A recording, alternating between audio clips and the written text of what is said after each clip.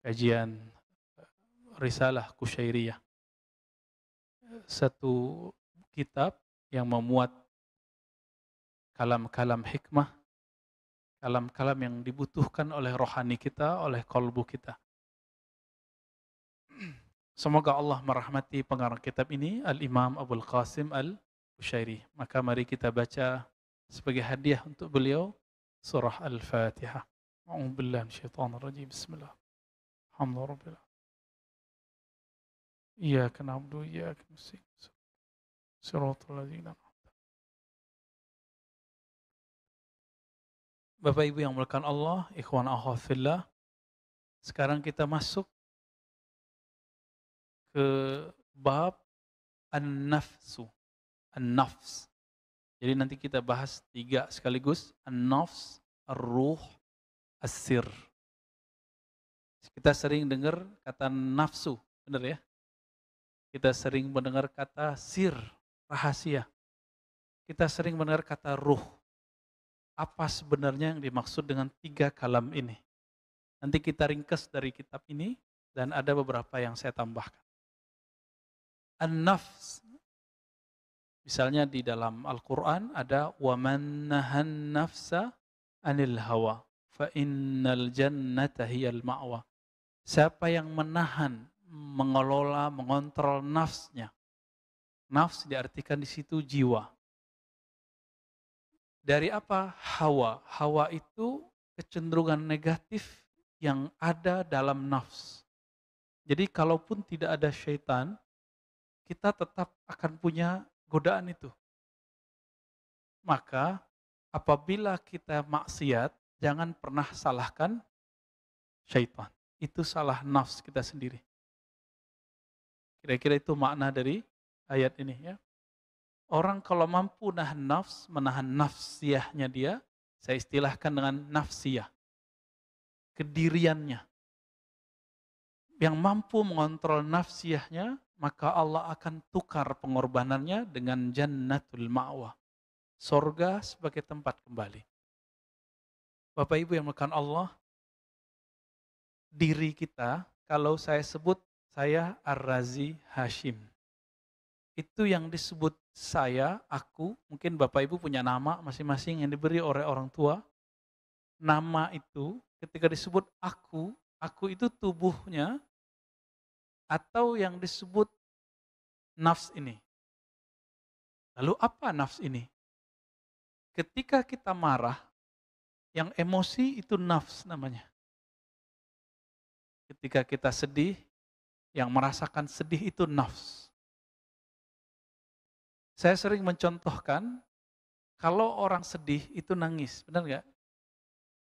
Tapi kalau perempuan menikah dan dia mencintai calon kekasihnya, habis ijab kabul dia nangis nggak biasanya? Jarang yang nggak nangis ya. Ibunya nangis, ayahnya nangis. Kadang-kadang orang yang hadir pun ikut nangis. Itu tangis bahagia apa sedih? Bahagia. Berarti keluarnya air mata bukan pertanda nafsnya sedih.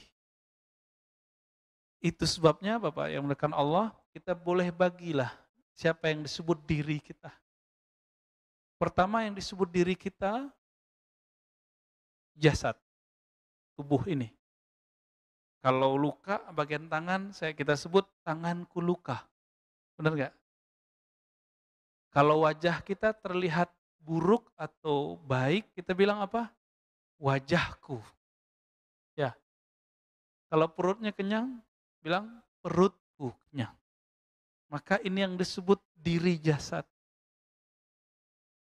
Tapi Bapak saudara makan Allah, jasad ini dari mana? Dari mana si jasad ini? Dari tanah, dari air, dari udara, makanya kita butuh udara. Dan juga ada dari api. Jadi dalam tubuh kita ini ada 4 unsur. Makanya Bapak Ibu ini kalau marah, badannya panas. Enggak ada kan kompor dalam, ada setrika enggak dalam? Ada colokan listrik enggak? Enggak ada colokan listrik. Enggak ada kompor, enggak ada setrikaan. Enggak ada korek api, tapi kenapa kita panas? Karena Allah ciptakan ada anasir, unsur-unsur, potensi-potensi yang terbuat dari 4 ini. Bukan berarti kita api, ini bukan cerita Avatar ya. Yang senang nonton Avatar itu umuran-umuran siapa tuh dulu, anak-anak sekarang udah nggak ngerti Pak. Ya, ini udah nggak tahu Avatar ya, nggak tahu Avatar kan? Nggak tahu dia taunya Minecraft ini.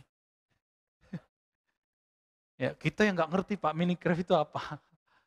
Baik. Diri yang jasad ini, kalau kita tidak tahu hakikatnya, nanti orang akan diperbudak oleh diri yang jasad ini. Maka mohon maaf ya sahabat-sahabat kita untuk kecantikan, kebagusan wajahnya, itu sampai ke Korea ya. Di Indonesia sudah ada operasi plastik, suntik botok, susuk. Itu untuk apa? Untuk memperbagus fisik. Maka bagi orang tertentu, jika fisiknya rusak, habislah masa depannya. Berarti dia tidak punya tujuan. Dia tidak mengenal dirinya yang lebih, dia baru kenal dirinya yang jasadi. Baik. Nah, diri yang jasad ini, mohon maaf, dia punya karakter. Ada karakter hewan ternak, ada karakter hewan buas. Nah, ini sering kita ulang-ulang biar masuk. Hewan ternak maksudnya gimana? Coba lewat hewan ternak sukanya apa? Makan, minum, tidur. Kalau udah dewasa, nikah. Kalau hewan ngapain? Kawin. Udah gitu aja kerjaannya. Ngoceh, ya kalau ngoceh ya, kalau burung berkicau, ayam berkokok, itu ngocehnya mereka. Kalau kita ngapain? Ngomong, ngomong, ngomong, ngomong. Makanya kita suka nongkrong, Pak. Benar nggak? Suka nongkrong di kafe nggak? Ini kan Tangsel waktu Jakarta lagi lockdown, Tangsel santai-santai aja kemarin ya. Tiba-tiba tarik darurat, Tangsel tidak ada tarik darurat. Saya kira Depok, kita kan tinggal di Depok. Depok, Jakarta sama. Mau cari minum, mau ngopi Pak. Ya pengen ngopi-ngopi aja. Ketemunya di mana? Di Tangsel Pak. Di Bintaro ketemunya. Artinya kata orang saya ustadz. Tapi kok saya suka ngopi ya itu sisi nafsiyah saya sendiri. Sisi jasadiah malah. Sisi jasadiah tapi dia sudah diatur di dalam nafsiyah. Maka ada diri yang kedua disebut dengan nafsiyah itu. Jadi jasad ini nanti akan dipengaruhi oleh karakter nafsu tadi, karakter pertamanya, karakter hewan ternak. Ada karakter buas. Makanya kita suka marah-marah, tersinggung kalau nggak dihargai. Ya. Bener nggak? Padahal orang nggak menghargai kita, itu bukan berarti dia nggak menghargai, dia nggak kenal kita. Karena orang tidak kenal kita, jangan hukumi dia dengan ketidakpengetahuannya itu. Diri yang nafsiyah ini sudah mulai masuk ke dalam. Nah, jadi kalau kita mengatakan aku, itu maksudnya itu. Saya lapar, itu dia Pak. Yang tadi lapar, efeknya bunyi-bunyi, pluk-pluk perut. Nah, itu jasad. Tapi yang merasakan lapar itu dia. Kalau lagi patah hati, yang merasakan sakit hati itu bukan kolbu, itu nafsiyah kita yang sakit. Senang gak dipuji orang? Itu nafsiyah.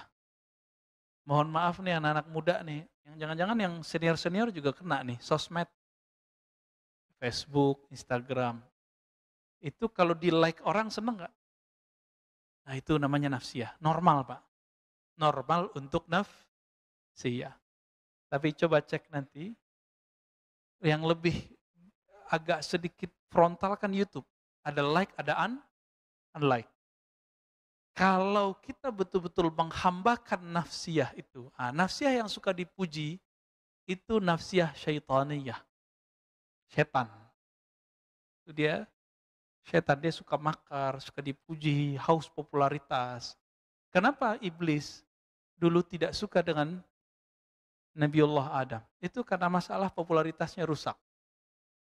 Saya Haris, begitu kata iblis. Haris artinya penjaga surga.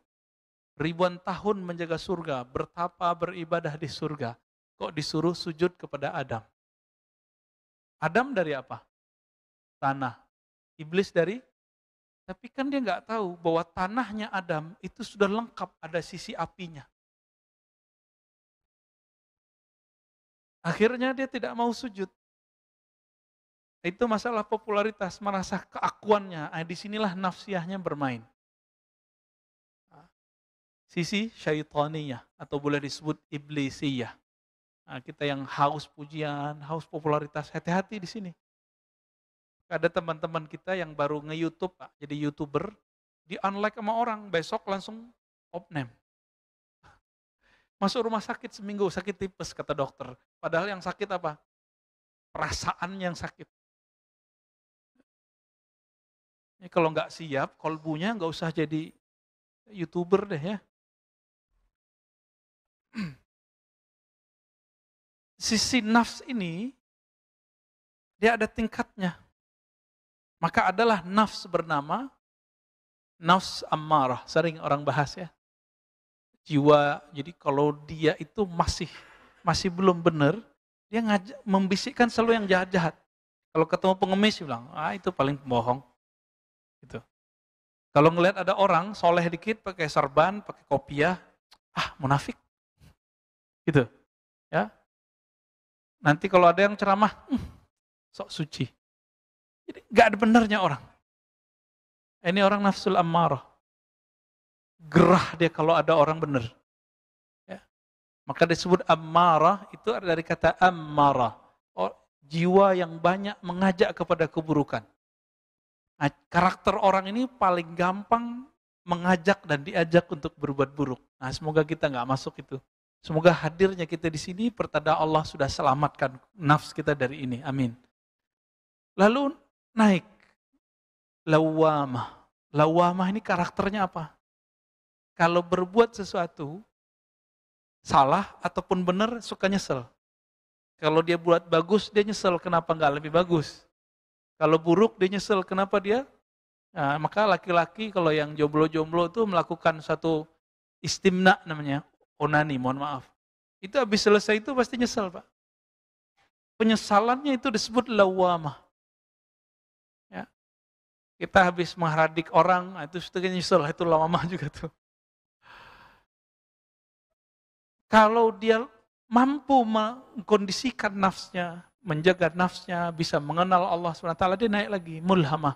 Mulhamah ini dicirikan, taatnya mut-mutan, maksiatnya pun mut-mutan. Ini lagi musim kajian nih, lagi ngaji. Ustadznya membahas tentang sholat duha, akhirnya sebulan sholat duha terus. Tapi nggak ada perbaikan rezeki. Kayaknya nggak bener nih kajian ustadz. Masa saya udah duha, rezekinya nggak lancar-lancar. Berarti dia salah niat. Maka dia diilhamkan lagi oleh nafsiyahnya. Itu nggak bener. Ditinggalkanlah. Itu mulhamah. Kalau dia rajin zikir, dia kalahkan bisik-bisikan ini, maka mencapailah orang ini kepada ketenangan nafs. Ketenangan nafs. Disebutlah an-nafsu al-mutmainnah. Jiwa yang tenang. Nafsu mutmainnah itu kalau dibuat persentase, 51% sampai 99% dia sudah baik. Dia sudah zikrullah. Jadi dapat dipastikan kita rata-rata belum nyampe, Pak. Coba dihitung. Lamaan nonton YouTube atau zikir. Mana? YouTube ya. Gak apa-apa Pak juru. Saya juga begitu kok. Cuma semenjak ketemu ilmu zikir, ternyata zikir lebih nikmat daripada nonton YouTube. Pak, ini perih. Lalu ada kebosanan, coba Pak nonton hari ini berita-berita tentang apa yang terjadi di luar. Panas, benar nggak? Betul-betul nggak nyaman. Satu punya versi A, satu lagi punya versi B. Dua-duanya punya fakta yang kita bingung. Udahlah Pak, saran saya beberapa waktu ini jangan banyak nonton dulu deh. Jangan nonton berita dulu, udah banyakin zikir dulu, minta petunjuk ya Allah. tolong selamatkan negeri ini. Itu aja doa kita. Khawatir nggak Pak? Harus khawatir. Untuk itu kita harus doa. Kalau di dalam hati kita ada sedikit rasa sayang kepada umat, mau siapapun mereka, kepada semua manusia, insya Allah sudah ada nur kekasih Allah dalam kalbu kita.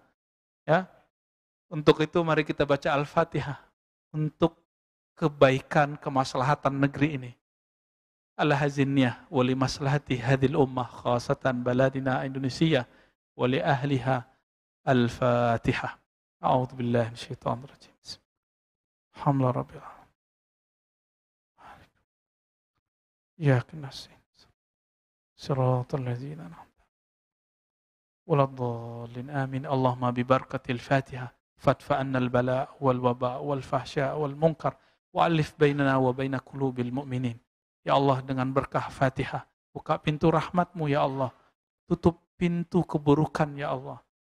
Islahkan, perbaiki, damaikan, tentramkan hati kami, hati sesama orang-orang beriman, sesama orang-orang yang menyembah Engkau ya Allah. Amin ya rabbal alamin.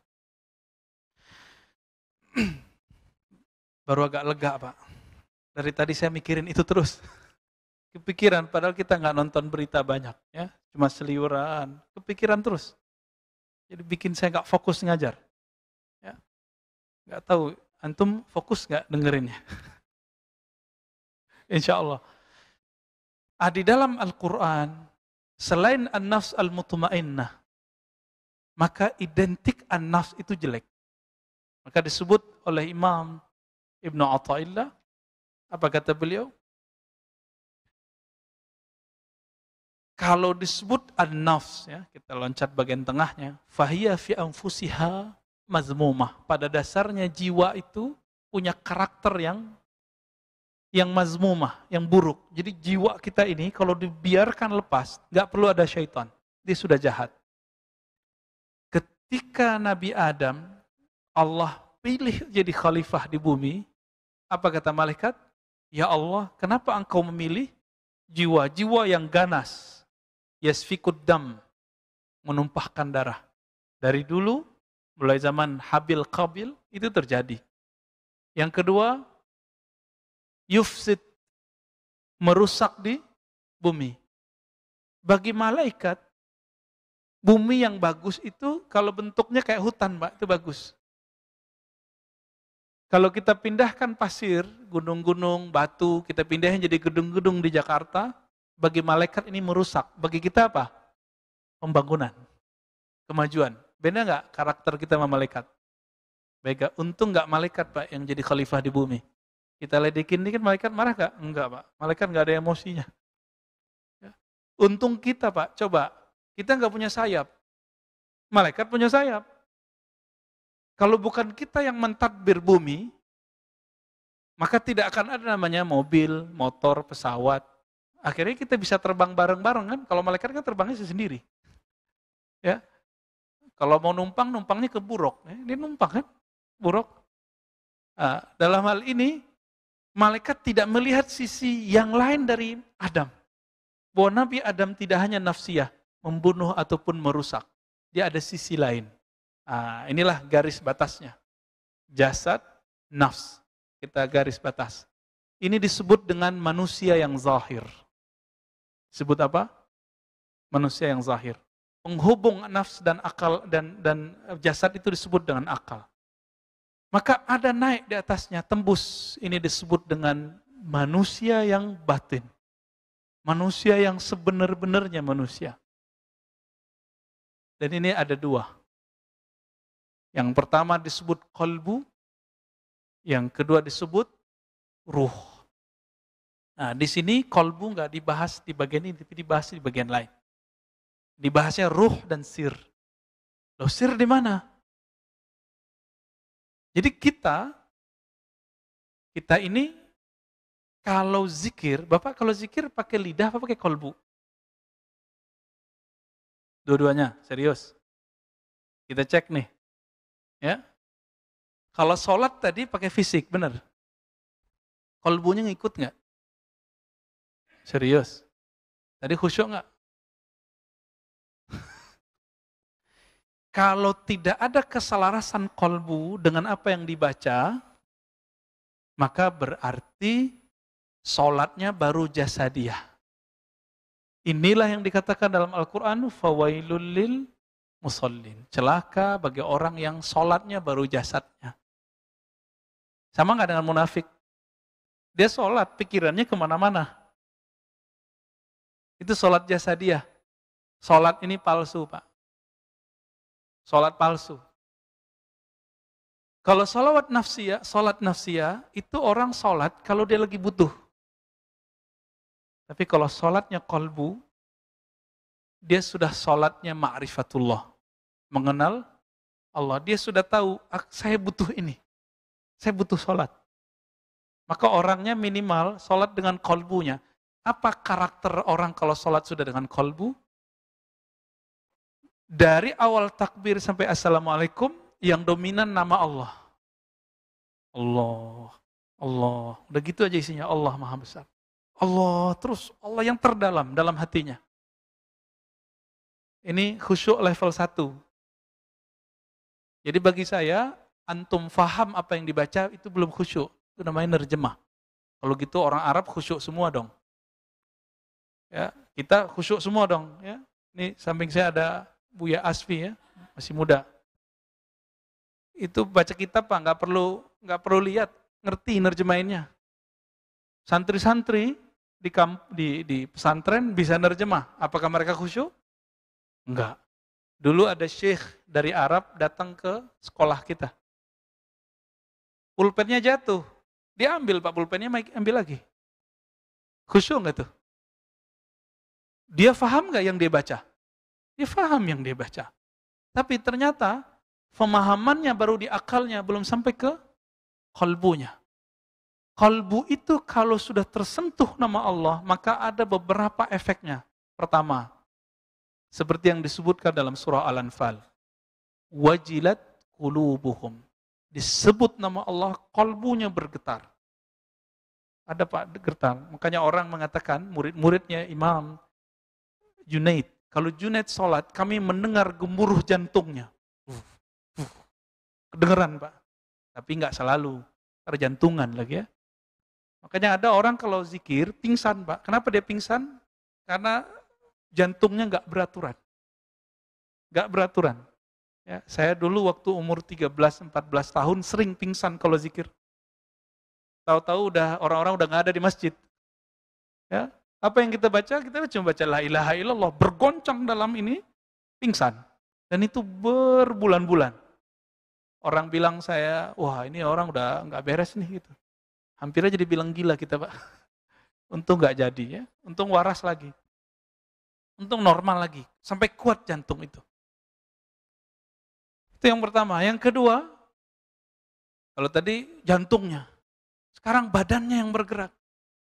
Dalilnya surat Az-Zumar ayat 23. Dibacakan ayat-ayat Allah, zikrullah taqsya'irru minhu. Bergetar. Ya. Bergetar karenanya, karena taqsya'irru ini bisa diartikan juga bergerak karena nama Allah, karena ayat-ayat Allah, karena Al-Qur'an, karena zikrullah, kulit juludul ladzina yakhshawna rabbahum. Kulit orang yang dia takut kepada Allah. Jadi tubuh jasadnya ikut bergetar. Pernah lihat ada orang main bola atau nonton bola, ketika bolanya mau gol, badannya ikut teriak. Mulut teriak, badannya ikut melonjak. Pernah lihat? Nah kira-kira begitu Pak. Ketika kalimatullah ini dibaca oleh si fulan ini, dan dia tahu tekniknya diajarkan oleh gurunya yang bersanad kepada Rasulullah, lalu dia hunjamkan ke kolbunya. Di saat kalimah itu mau masuk ke dalam kolbu, terjadilah hentakan. Itu sebabnya kenapa sebagian orang-orang ahli zikir, itu zikirnya dia sembari bergerak. Bukan dibuat-buat itu. Ya, kita aja yang bilang dia kesurupan. Beda Pak, kesurupan jin sama kemasukan kalimatullah itu beda.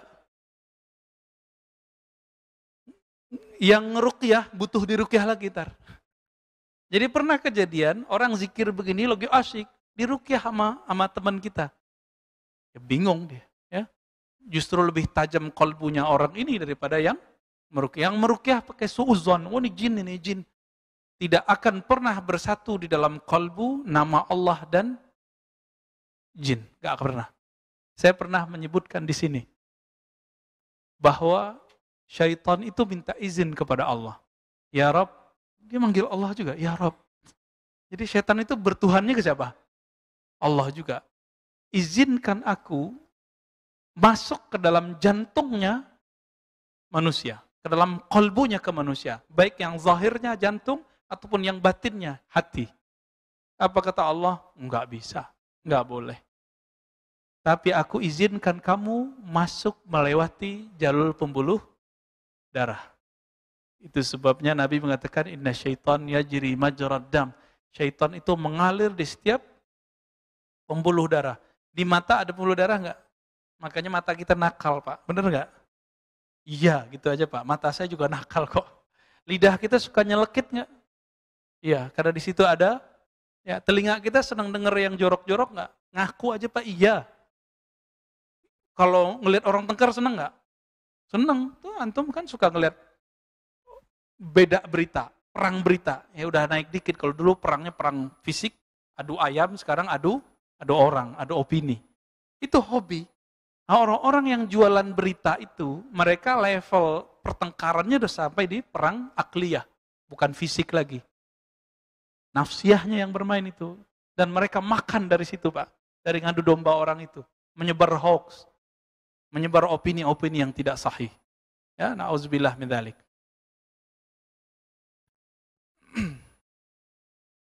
Si kolbu ini puncaknya ketika dia bersatu kalimah itu dengan namanya. Jadi kalau nama Allah, jadi kolbu itu dia nggak mau diisi dunia apa nggak mau. Dia nggak bisa diisi lawan jenis, nggak bisa diisi mobil, kekecilan mobil itu. Di kolbu kita kekecilan dia. Karena kolbu itu luasnya bukan main. Dia nggak bisa diisi rumah. Maka antum kalau beli rumah yang bagus, habis itu dia minta lagi. Siapa yang minta? Nafs. Sama kolbu ya, kolbu nggak puas. Bukan ini yang aku cari. Orang kalau sudah mencapai suatu gelar, dia nggak puas. Dia pengen gelar lagi, pengen gelar lagi. Begitulah terus.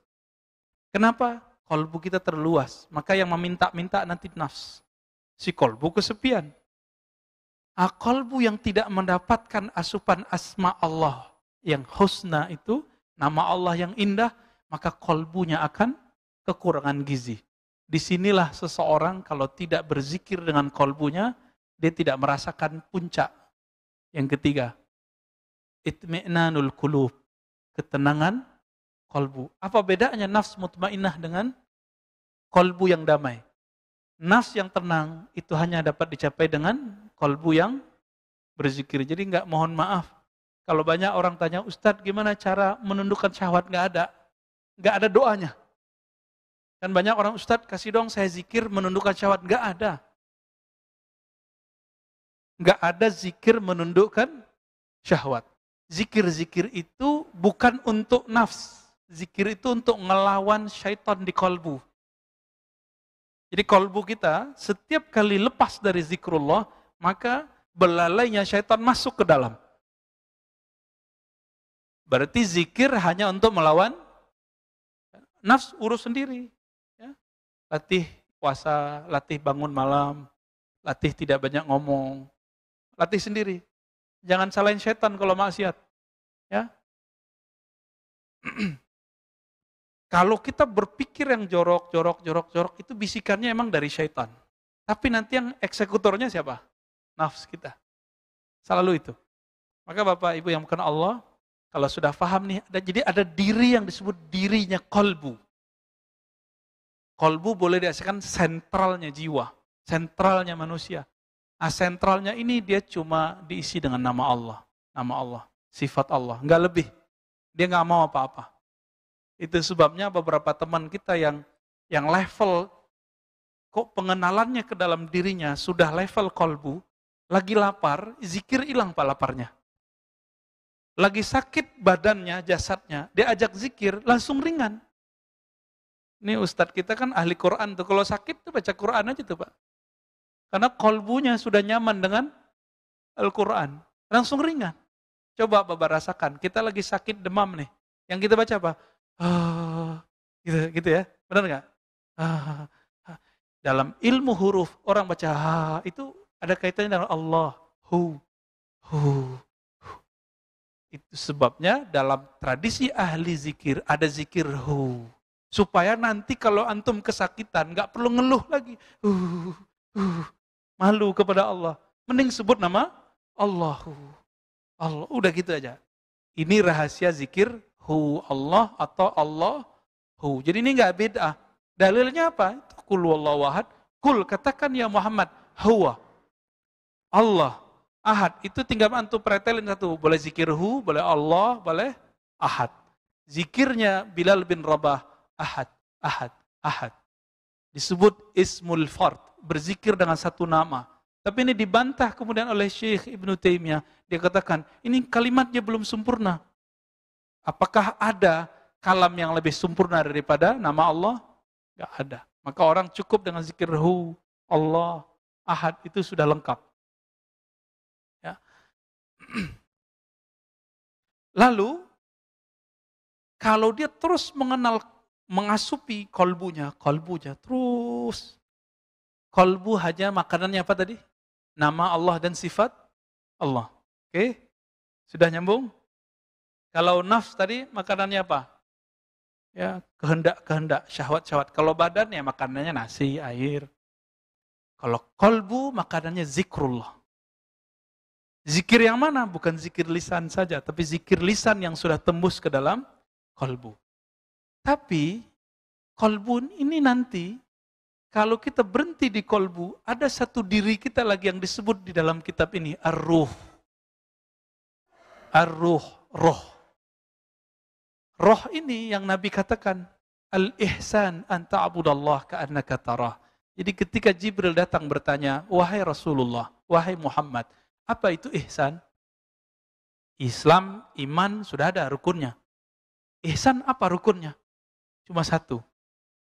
Engkau menyembah seakan memandangnya atau merasa dipandangnya. Yang merasakan memandang Allah, yang merasakan dipandang Allah, itu bukan tubuh ini.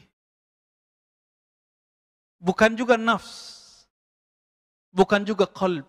Tapi yang merasakan siapa? Ruh. Ini yang disebut dengan ihsan. Hadis Imam Muslim, hadis pertama dalam Kitabul Iman. Jadi ternyata Imam Muslim ini canggih sekali. Dia bukalah Kitabul Iman, bab iman dalam Sahih Bukhari dengan ajaran Islam semuanya. Rukun Islam, rukun iman, dan ihsan. Puncaknya di ihsan itu. Hari ini kita ngaji kebanyakan fokus di bab fikih. Fikih jatuhnya kemana? Hukum fikih jasad. Makanya hukum fikih membahas, boleh nggak Ustadz saya sholat setelah menyentuh istri? Sahkah sholat saya kalau sarung saya di bawah mata kaki?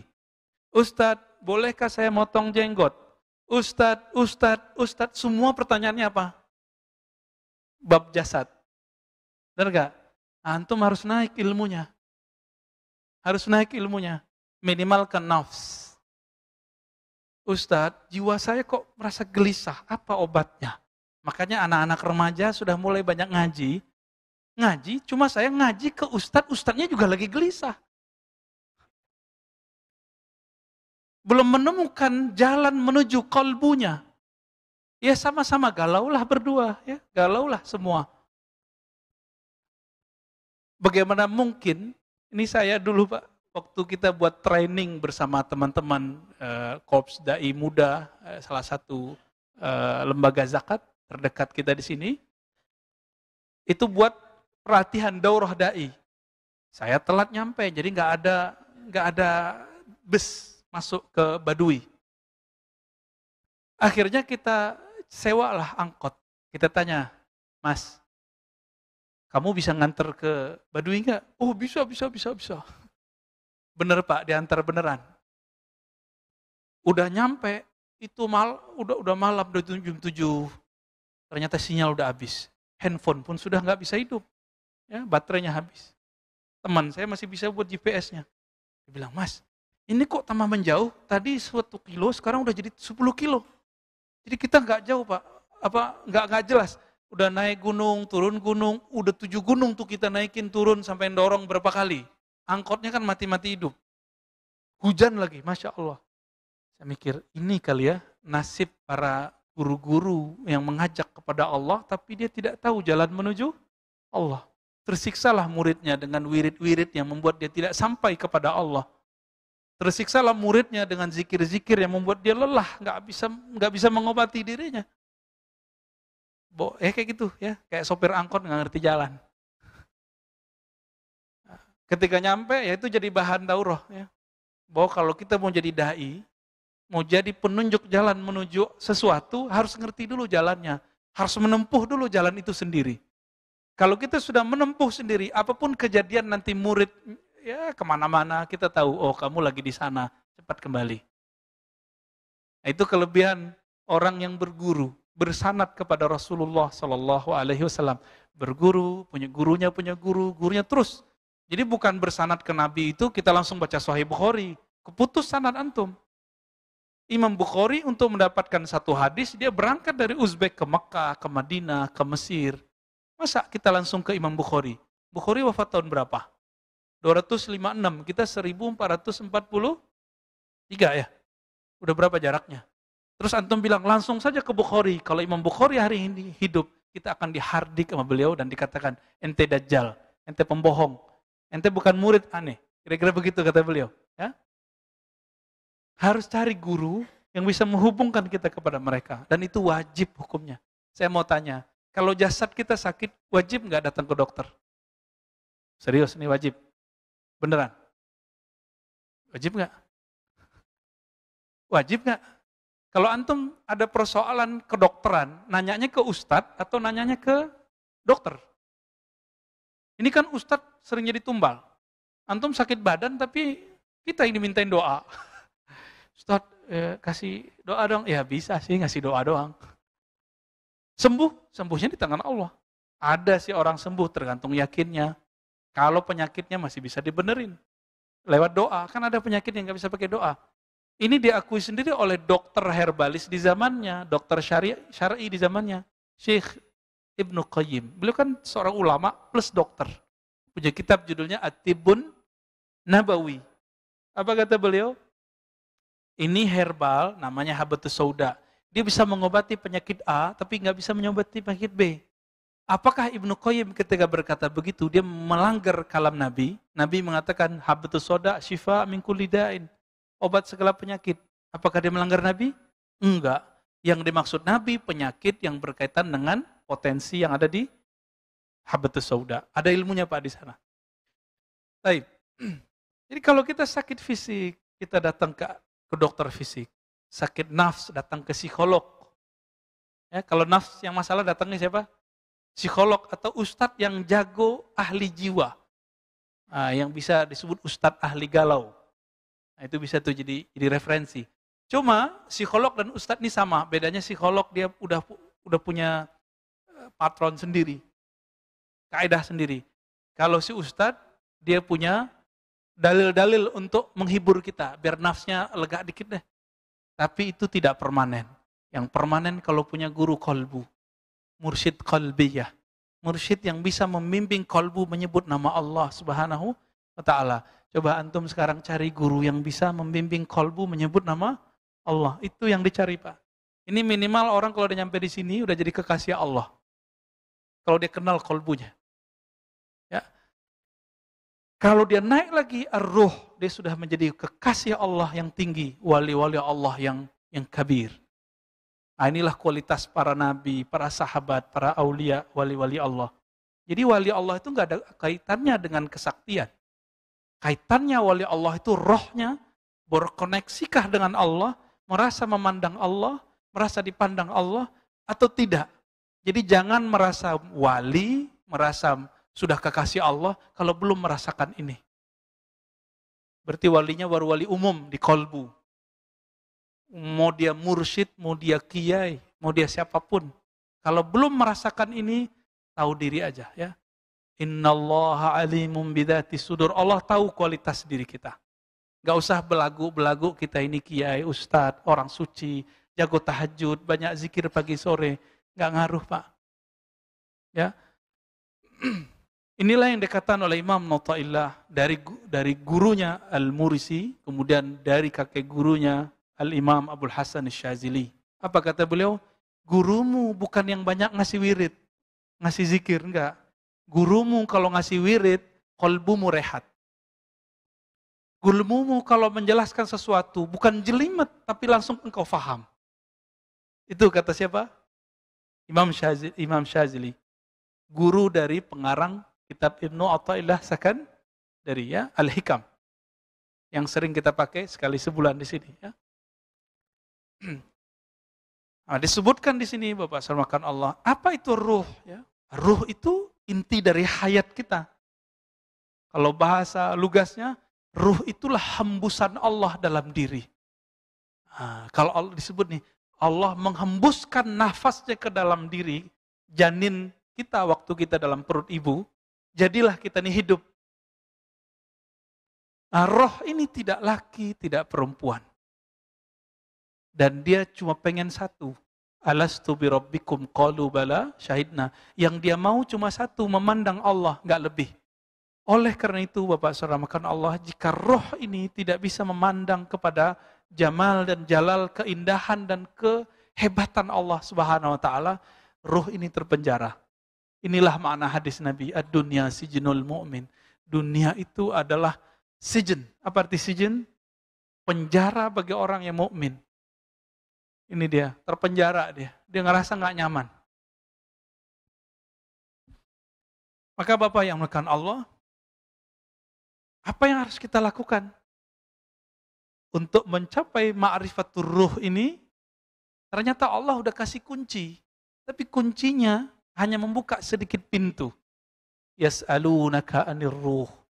Mereka orang-orang Yahudi suka ngetes kamu wahai Muhammad. Mengenai apa? Pertanyaan roh. Karena ilmu itu sempat dibagikan sedikit ke Bani Israel. Maka orang-orang Bani Israel ini, orang-orang Yahudi, ingin ngetes Nabi Muhammad. Jika benar mereka masuk Islam. Jika tidak mereka nggak masuk Islam. Ada yang ngetesnya serius, ada yang ngetesnya cuma coba-coba. Akhirnya turunlah ayat ini. Kulir ruh min amri rabbi. Roh itu adalah amri rabbi. Adalah perintah Robku. Nah, di sini ada sedikit perbedaan ulama. Apakah roh itu dicipta atau tidak? Nah, di ujung kalimat di sini, wal arwah makhluqatun. Kata beliau, roh itu dicipta. Kata siapa? Imam Al-Qushairi. Tapi Allah kalau berhembus, perbuatan Allah menghembus, apakah itu ciptaan? Enggak. Maka kita bagi dua.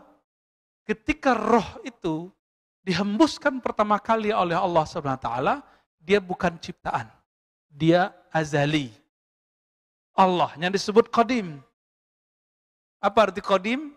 Tidak pernah tidak ada, selalu ada, tidak berawal. Kalau azali itu waktu sebelum waktu. Nih waktu kita hitung aja nih mundur berapa miliaran, mungkin triliunan tahun.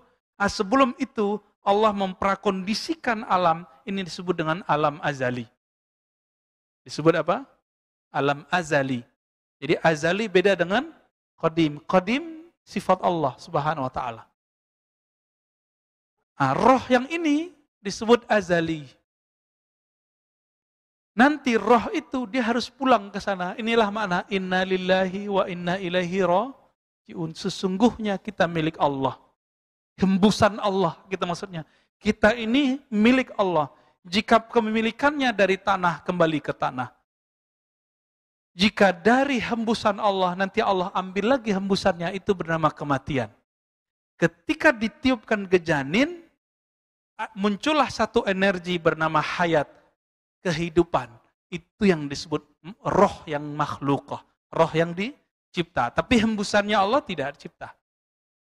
Bisa paham di situ? Maka yang mampu berkoneksi dengan Allah itu cuma roh. Kalau kolbu hanya mampu berkoneksi ke nama dan sifat Allah. Maka wajib bagi saya nih, mohon maaf. Bagi saya wajib seorang mukmin yang cinta kepada Allah berzikir dengan Asmaul Husna setiap hari. Mau diambil 99 itu atau diambil salah satunya. Mau Pak ngamalin?